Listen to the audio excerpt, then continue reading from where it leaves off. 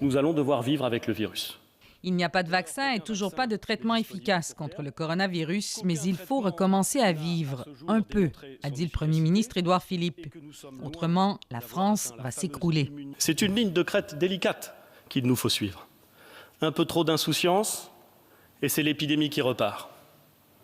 Un peu trop de prudence et c'est l'ensemble du pays qui s'enfonce.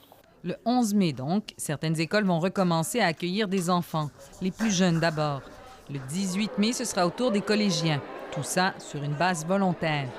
Les commerces aussi pourront rouvrir leurs portes, sauf les restaurants, les cafés et les bars. Les transports en commun devraient rouler à 70 % de leur capacité. Le port du masque, la bête noire des autorités françaises depuis le début de la pandémie, sera généralisé partout et obligatoire dans les transports.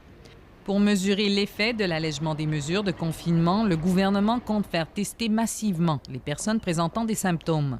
Nous nous sommes fixé l'objectif de réaliser au moins 700 000 tests virologiques par semaine au 11 mai. Le gouvernement reporte la mise en place d'une application controversée pour suivre les traces de la contamination, mais compte mettre en place des brigades pour identifier les contacts des personnes atteintes de la COVID-19 et les placer en isolement préventif.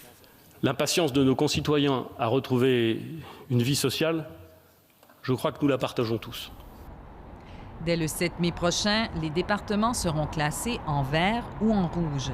Les autorités locales pourront ainsi adapter le plan de déconfinement à ce que le premier ministre a qualifié de réalité du terrain. D'abord frustrés du manque de temps pour étudier la stratégie du gouvernement, les députés d'opposition ont fait part de leur indignation et de leur colère. À présent, nous voici rendus, après une gestion calamiteuse, à une sortie hasardeuse.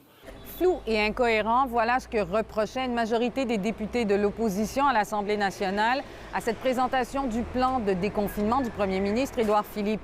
Une opinion qui rejoint celle de la majorité des Français. Selon les derniers sondages, 6 sur 10 ne fait plus confiance au gouvernement d'Emmanuel Macron.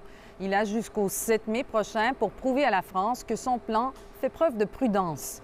Ici Marie-Ève Bédard, Radio-Canada, Paris.